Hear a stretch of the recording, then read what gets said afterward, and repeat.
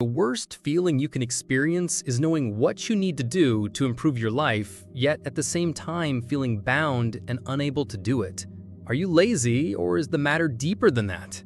If I were to ask you now, what are the things that, if you did them, would make your life better? Certainly some things would come to mind, things you can do, but something is preventing you from achieving them.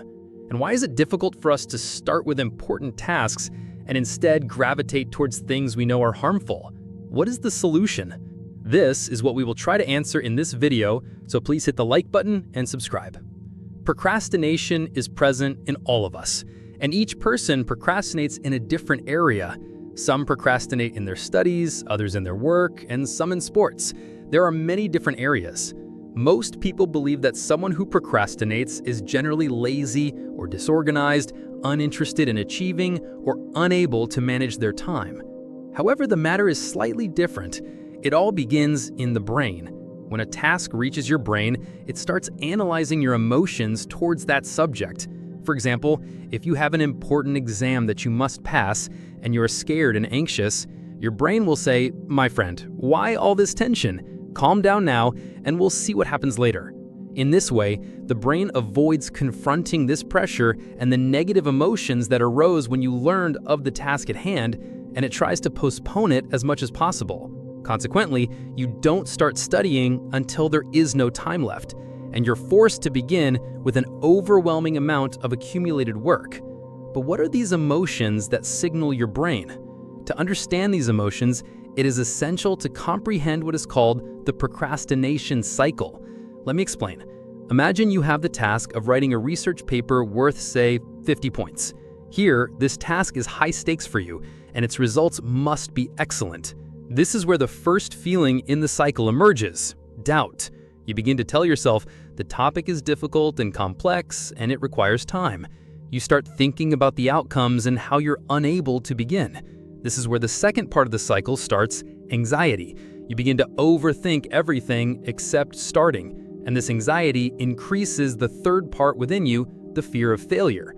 This fear brings you back to doubt, and the cycle begins anew, causing you to postpone more and more. At this point, everything in the world becomes more enjoyable than starting and working on what you have. You might notice, for example, that if you have the most important exam of your life tomorrow, you will suddenly discover that you cannot focus until you drink a huge amount of tea and you find yourself in the kitchen every minute. But what is the solution? The solution is quite simple.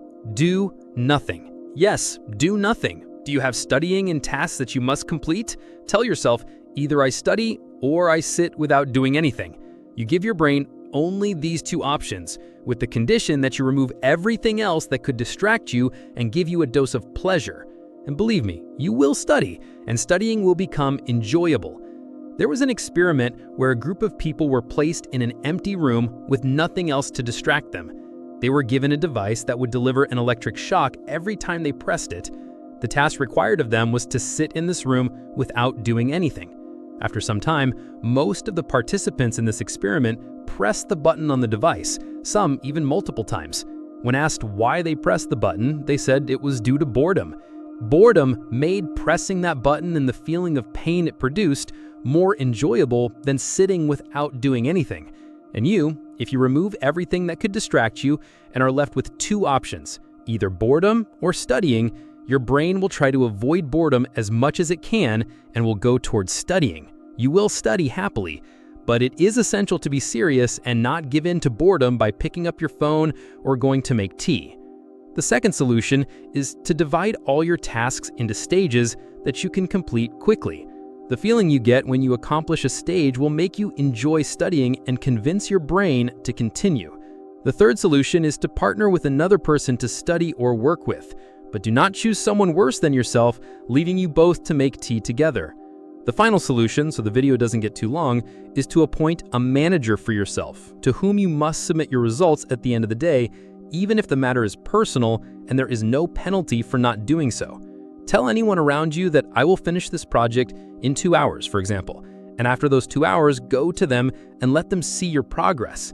This gives you a feeling that you must achieve something to have something to report, And do not try to justify yourself by saying, I could have, or I tried and there wasn't enough time, or the task was harder than I expected. Instead, say, I failed and couldn't do it. I will try again. Don't forget to like and subscribe to the channel.